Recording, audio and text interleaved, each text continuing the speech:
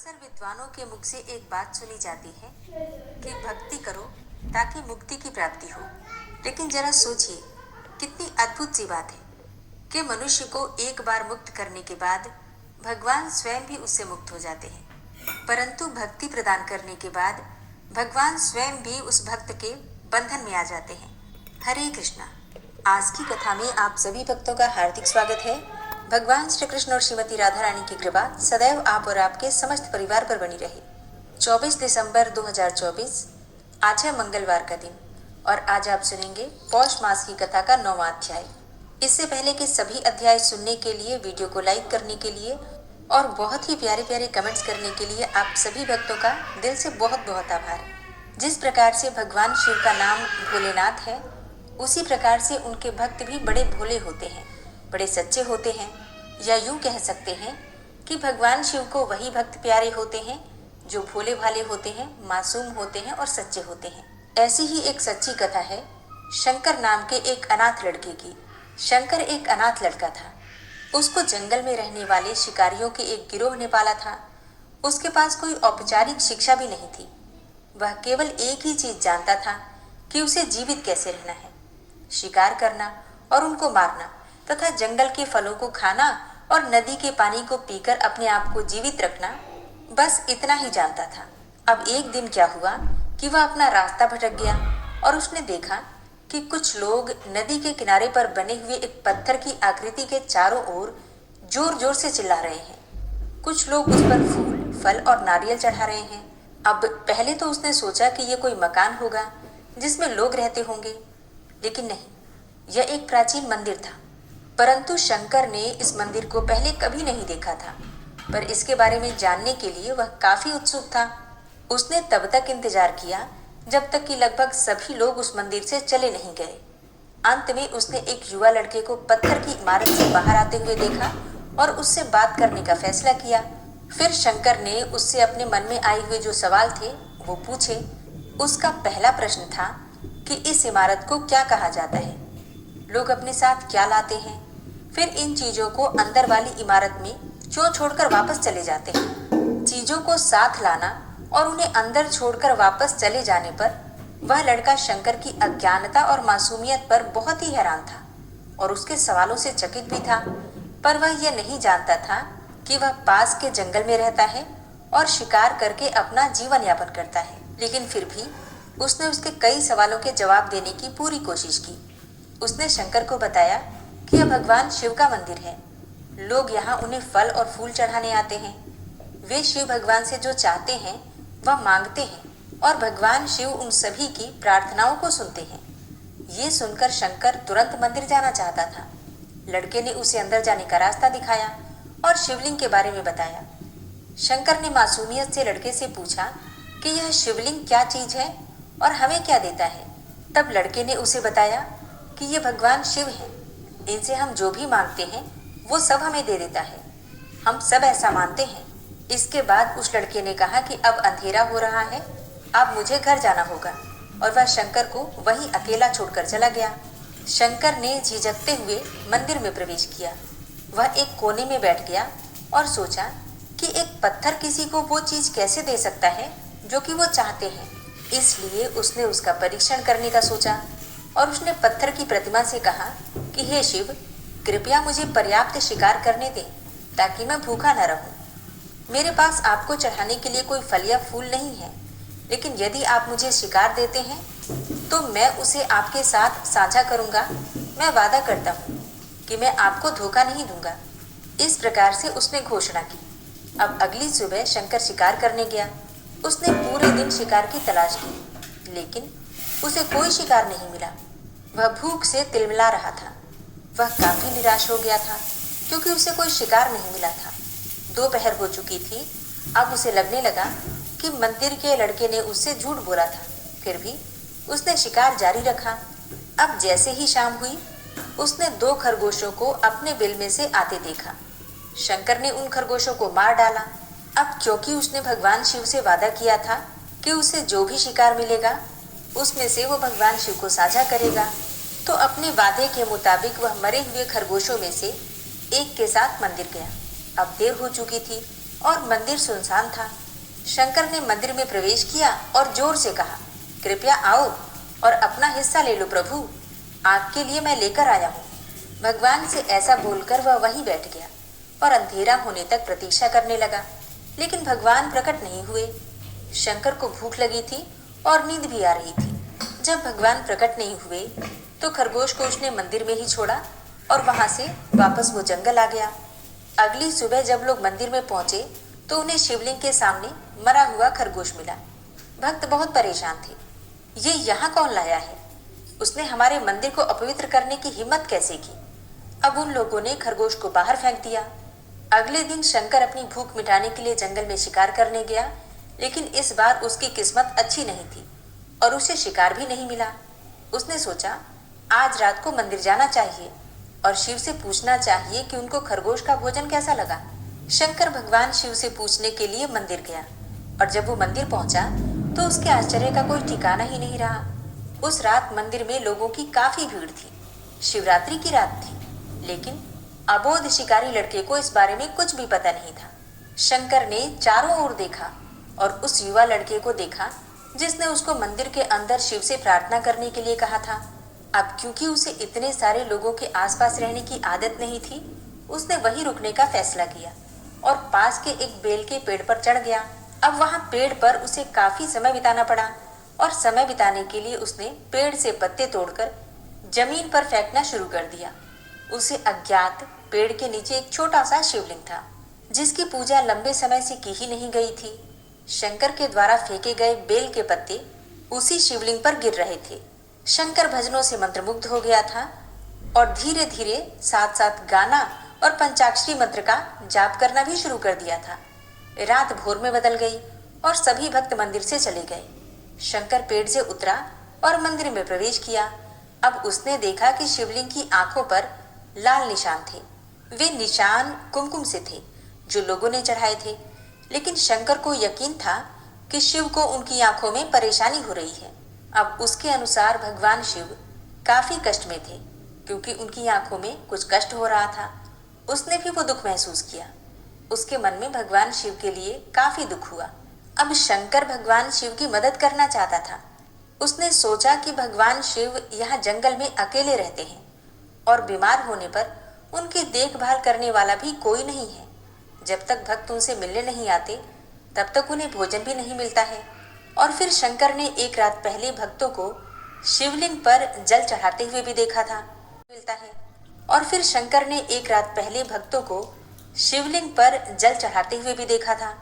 तो उसने मन में विचार किया कि प्रभु को ठंड लग रही होगी, शायद वो कांप रहे हैं। उसने सोचा कि आखिरकार वह केवल पत्तियों से ही तो ढके हुए हैं। तो उसने शिव से पूछा कि मेरे स्वामी, मैं आपकी क्या मदद कर सकता हूँ? शायद कुछ खाना या फिर दवा, मैं आपकी सेवा कैसे कर सकता हूँ? शिव ने उसे कोई उत्तर नहीं दिया।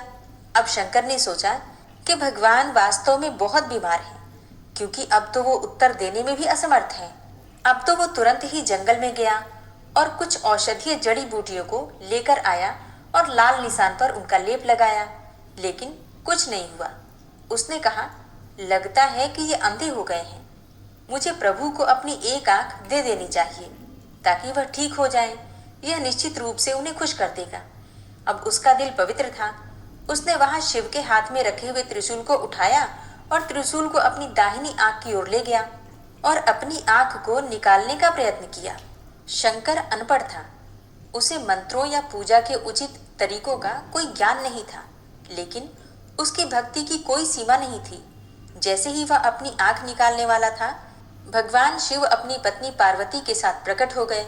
उन्होंने पार्वती से कहा कि इस भक्त शंकर ने अनजाने में ही शिवरात्रि पर उपवास किया और बेल के पत्तों से मेरी पूजा भी की है और यह साबित किया कि इसका दिल बहुत साफ है। मैं अपने इस भक्त पर बहुत प्रसन्न हूँ। भगवान शिव ने शंकर से कहा कि तुमने मुझे अपनी मासूमियत के कारण जीत लिया है। प्रभु ने मुस्कुराते हुए कहा कि लोग मुझसे बहुत से वादे करते हैं, हर समय वादे करते ही रहते हैं, लेकिन जैसे ही उन्हें वो चीज मिल जाए जो उन्हें चाहिए, वो उनको भूल जाते हैं। दूसरी ओर तुमने मेरे साथ एक सच्चे इंसान की तरह व्यवहार किया और यह वास्तव में बहुत दुर्लभ है। अब से तुम मेरे इस संसार में सबसे बड़े भक्त माने जाओगे और तुम्हारा नाम मेरे साथ सदा जुड़ा ही रहेगा। तुम कई सदियों तक जीवित रहोगे। इस बात को कहकर भगवान शिव व माता पार्वती अंतर्ध्यान हो गए और ऐसा कहा जाता है कि तभी से लोग भगवान शिव के साथ शंकर भी लगाने लगे, मतलब शिव शंकर, ऐसा भगवान शिव को कहा जाता है। भक्ति में सच्चाई, ईमानदारी, समर्पण और श्रद्धा भाव ये अत्यंत आवश्यक है। चाहे आप निष्काम भक्ति करें या सकाम भक्ति करें, भगवान अपने भक्तों की कामनाएं पूर्ण करते हैं, इसमें कोई संशय नहीं है। जिन्हें भौतिक सुखों की कामना है उन्हें भौतिक सुख भी देते हैं और जो मोक्ष चाहते हैं उन्हें मोक्ष भी प्राप्त होता है। लेकिन बात तो तब हो जब हमसे कोई अनजाने में ही ऐसा शुभ कर्म हो जाए जिससे कि भगवान स्वयं ही प्रसन्न हो जाएं और फिर अपनी अविरल भक्ति हमें प्रदान कर दें, तो ये सर्वश्रेष्ठ होगा। इसलिए शुभ कर्म करते रहिए। और कहा जाता है ना, न जाने कौन से गुण पर मुरारी रीझ जाते हैं, न जाने भक्तों की कौन सी बात भगवान को प्रिय लग जाती है। तो आज की कथा आपको कैसी लगी कमेंट बॉक्स में ज़रूर बताइए। अच्छी लगी हो तो लाइक कीजिएगा और अगर संभव हो तो वीडियो को शेयर भी कीजिएगा। और अब आप सुनेंगे आज का अध्याय। शुक्लांबरधरं विष्णुं शशिवर्णं चतुर्भुजं प्रसन्नवदनं ध्यायेत् सर्वविघ्नोपशान्तये।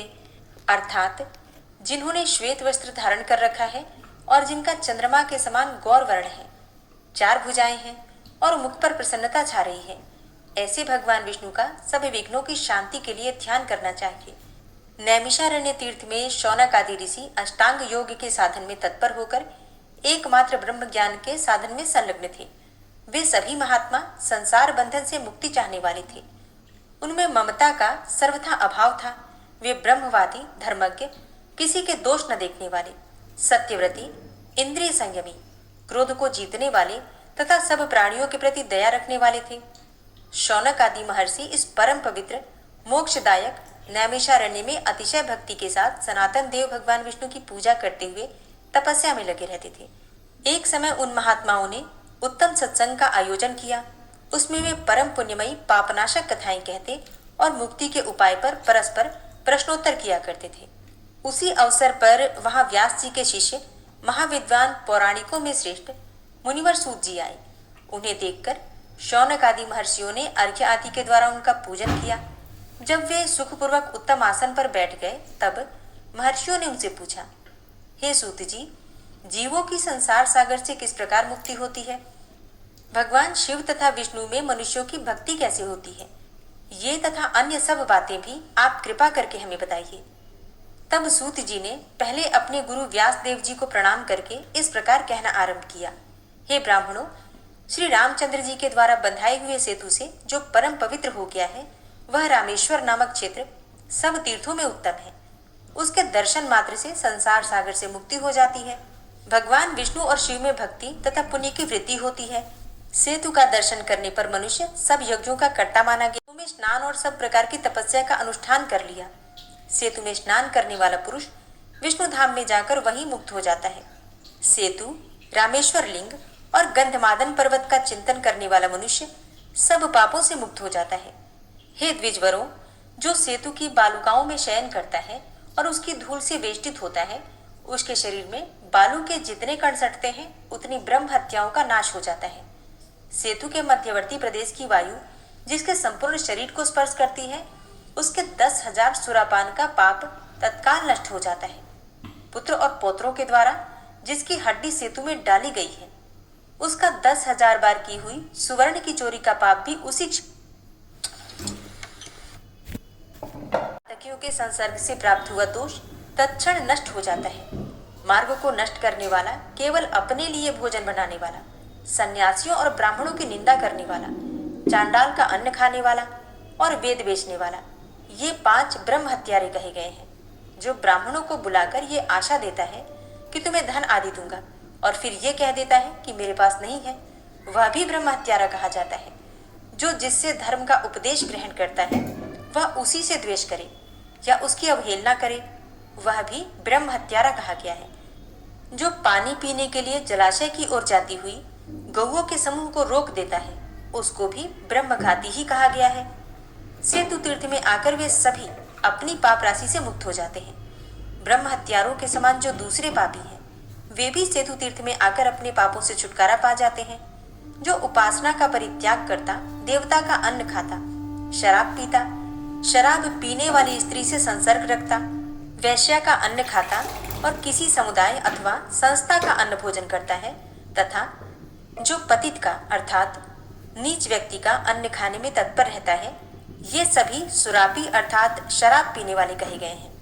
ये सब कर्मों से बहिष्कृत होते हैं। ऐसे लोग भी सेतु तीर्थ में स्नान करने से पाप रहित होकर मुक्त हो जाते हैं। शराब पीने वाले के समान जो अन्य पापी होते हैं, वे भी सेतु में गोता लगाने से पाप मुक्त हो जाते हैं। कंद मूल फल, कस्तूरी, रेशमी वस्त्र, दूध, चंदन, कपूर, सुपारी, शहद, घी, तांबा, कांसा तथा रुद्राक्ष की चोरी करने वाले मनुष्यों को सुवर्ण चुराने वाला समझना चाहिए। अर्थात ऐसे लोगों का पाप भी स्वर्ण चोरी के समान, सोने की चोरी के समान ही माना गया है। वे भी सेतु क्षेत्र में आकर मुक्त हो जाते हैं। अन्य प्रकार के चोर भी वहां स्नान करने से पाप मुक्त हो जाते हैं। बहिन, पुत्रवधू, रजस्वला स्त्री, भाई की स्त्री, मित्र की स्त्री, मदिरा पीने वाली स्त्री, पराई स्त्री, हीन जाति की स्त्री तथा अपने ऊपर विश्वास रखने वाली स्त्री के पास जब आसक्त पुरुष जाता है, तब वह गुरु शय्यागामी समझा जाने योग्य है। अर्थात ऐसे मनुष्यों को भी वही पाप लगता है जो गुरु की पत्नी के साथ पाप करने से प्राप्त होता है। ऐसा मनुष्य सभी कर्मों से, सभी शुभ कर्मों से बहिष्कृत हो जाता है। ये तथा और भी जो गुरु शय्यागामी के समान ही पाप माने गए हैं, वे सेतु तीर्थ में स्नान करके पाप मुक्त हो जाते हैं। इन सबके साथ संसर्ग रखने वाले जो पापी हैं, वे भी सेतु तीर्थ के महास्नान से पाप रहित हो जाते हैं। सेतु तीर्थ का स्नान अंतःकरण को शुद्ध करने वाला तथा मोक्ष देने वाला माना गया है। पाप नाशक सेतु तीर्थ में निष्काम भाव से किया हुआ स्नान मोक्ष देने वाला होता है। जो मनुष्य धन संपत्ति के उद्देश्य से सेतु तीर्थ में स्नान करता है, वह प्रचुर संपत्ति पाता है, और यदि वह आत्मशुद्धि के लिए स्नान करता है तो आत्मशुद्धि को पाता है। मतलब जिस भी कामना से सेतु तीर्थ में स्नान किया जाए, वो कामना पूर्ण होती है। यदि स्वर्गीय सुख भोगने के लिए स्नान करता है तो उसे ही प्राप्त करता है, और यदि मोक्षदायक सेतु तीर्थ में मुक्ति के लिए स्नान करते हैं तो मनुष्य पुनरावृत्ति रहित मुक्ति को पाता है। दोबारा उसका जन्म नहीं होता, अर्थात जन्म मरण के चक्र से मुक्ति मिल जाती है। जो अंगों सहित चारों वेदों के ज्ञान में पारंगत होने, समस्त शास्त्रों की विद्वता और संपूर्ण मंत्रों की अभिज्ञता प्राप्त करने के उद्देश्य से सर्वार्थ सिद्धिदायक सेतु तीर्थ में स्नान करता है, वह उस मनोवांछित सिद्धि को अवश्य प्राप्त करता है। श्रद्धालु मनुष्य हो या फिर श्रद्धाहीन, यदि वह सेतु तीर्थ में स्नान करता है तो वह इहलोक हो या परलोक कभी भी दुख का भागी नहीं होता। संसार में कामधेनु, चिंतामणि तथा कल्प वृक्ष जिस प्रकार मनुष्य को अभीष्ट वस्तुएं प्रदान करते हैं, वैसे ही सेतु स्नान मनुष्यों के सब मनोरथ पूर्ण करता है। जो मनुष्य सेतु तीर्थ में जाने वाले पुरुष को धन, धान्य अथवा वस्त्र आदि देकर उसमें प्रवृत्त कराता है, वह अश्वमेध आदि यज्ञों के उत्तम फल को प्राप्त करता है। अर्थात अगर ऐसा हो कि कोई सेतु तीर्थ में जाना चाहता है लेकिन उसके पास व्यवस्था नहीं है, जैसे कि अगर उसके पास धन का या फिर वस्त्रों का अभाव हो, लेकिन फिर भी अगर वो जाना चाहता है, उसके मन में ये इच्छा है कि मैं सेतु तीर्थ में जाऊं, और ऐसे में ऐसे व्यक्ति की मदद की जाए, धन देकर, वस्त्र देकर उसे भेजा जाए, तो उसे तीर्थ यात्रा पर भेजने वाले व्यक्ति को अश्वमेध यज्ञों के फल की प्राप्ति होती है, और उस मनुष्य के जो भी ब्रह्म हत्या आदि पाप होते हैं, सभी पाप नष्ट हो जाते हैं। और इसी प्रकार से जो मनुष्य मैं सेतु तीर्थ में जाऊंगा ऐसा कहकर दूसरों से धन ले लेता है और धन लेकर लोभवश नहीं जाता, उसको ब्रह्मघाती कहते हैं। अर्थात तीर्थ यात्रा के नाम पर, तीर्थ यात्रा जाने के नाम पर दूसरों से पैसे लेकर और सेतु तीर्थ में ना जाकर उस पैसे का उपयोग अपने लिए करना, ऐसा करने वाले को ब्रह्मघाती कहते हैं। तीर्थ यात्रा जाने के नाम पर दूसरों से पैसे लेकर और सेतु तीर्थ में ना जाकर उस पैसे का उपयोग अपने लिए करना, ऐसा करने वाले को ब्रह्मघाती कहते हैं। जो मनुष्य संपन्न होकर भी दरिद्र की भांति सेतु तीर्थ में जाने के लिए लोभवश धन की याचना करता है, उसे विद्वानों ने चोर कहा है। जिस किसी उपाय से हो सके मनुष्य प्रसन्नता पूर्वक सेतु तीर्थ की यात्रा करे, और जो वहां तक जाने में असमर्थ हो वो ब्राह्मण को दक्षिणा देकर उससे वहां की यात्रा करवावे, तो ऐसे मनुष्य को भी अनंत गुना पुण्य फल की प्राप्ति होती है और समस्त प्रकार के पापों से मुक्ति मिल जाती है। जय श्री राम। इसके आगे का वृतांत आप कल की कथा में सुनेंगे। श्री राधा कृपा कटाक्ष स्तोत्र। मुनीन्द्र वृंद वंदिते त्रिलोक शोक हारिणी प्रसन्न वक्त्र पंकजे निकुंज भूविलासिनी व्रजेन्द्र भानुनंदिनी व्रजेन्द्र सूनु संगते कदा करिष्यसि हमां कृपा कटाक्ष भाजनम्। अशोक वृक्ष वल्लरी वितान मंडपस्थिते प्रवाल बाल पल्लव प्रभारुणांध्रि कोमले वराभय स्फुरत्करे प्रभूत संपदालये कदा करिष्यसि हमां कृपा कटाक्ष भाजनम्। अनंगरंग मंगलं प्रसंग भंगुरं भ्रुवां सविभ्रमं ससंभ्रमं दृगन्त बाणपातने निरन्तरं वशीकृत प्रतीत नन्दनन्दने कदा करिष्यसि हमां कृपा कटाक्ष भाजनम्। तडित्सुवर्ण चम्पक प्रदीप्त गौर विग्रहे मुख प्रभा परास्त कोटि सारदेन्दुमण्डले विचित्र चित्र संचर चकोर शावलोचने कदा करिष्यसि हमां कृपा कटाक्ष भाजनम्। मदोन्मदादि यौवने प्रमोदमान मंडिते प्रियानुराग रंजिते कला विलास पंडिते अनन्य धन्य कुंज राज्य काम केलि कोविदे कदा करिष्यसि हमां कृपा कटाक्ष भाजनम्।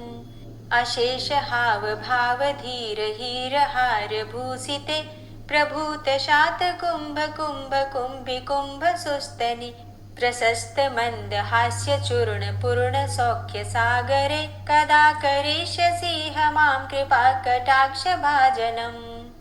मृणाल वाल वल्लरी तरंग रंग दौर्लते लताग्रलास्य लोल नील लोचनावलोकने ललल्लुलन्मिलन्मनोज्ञ मुग्ध मोहिनाश्रिते कदा करिष्यसि हमां कृपा कटाक्ष भाजनम्।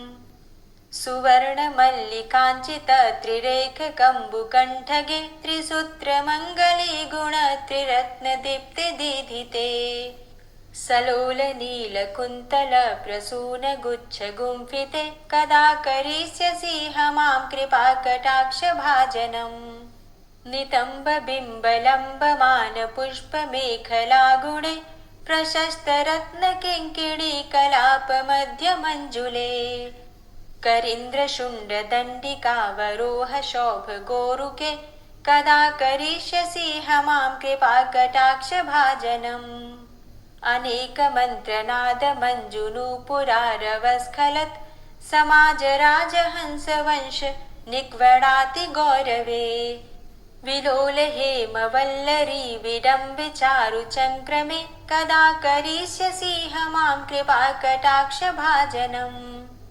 अनंत कोटि विष्णुलोक नम्र पद्मजार्चिते हिमाद्रिजा पुलोमजा विरिञ्चिजा वरप्रदे अपार सिद्धि रिद्धि दिग्ध सत्पदांगुली नखे कदा करिष्यसि हमां कृपा कटाक्ष भाजनम्। मखेश्वरी क्रियेश्वरी स्वधेश्वरी सुरेश्वरी त्रिवेद भारतीश्वरी प्रमाण शासनेश्वरी रमेश्वरी क्षमेश्वरी प्रमोद काननेश्वरी व्रजेश्वरी व्रजाधिपे श्रीराधिके नमोस्तुते इतीममद्भुतं स्तवं निशम्य भानुनन्दिनी करोतु सन्ततं जनं कृपा कटाक्ष भाजनम्। भवेत्तदैव सञ्चित त्रिरूप कर्म नाशनं लभेत्तदा ब्रजेन्द्र सूनु मण्डल प्रवेशनम्। जय जय श्री राधे, जय जय श्री राधे।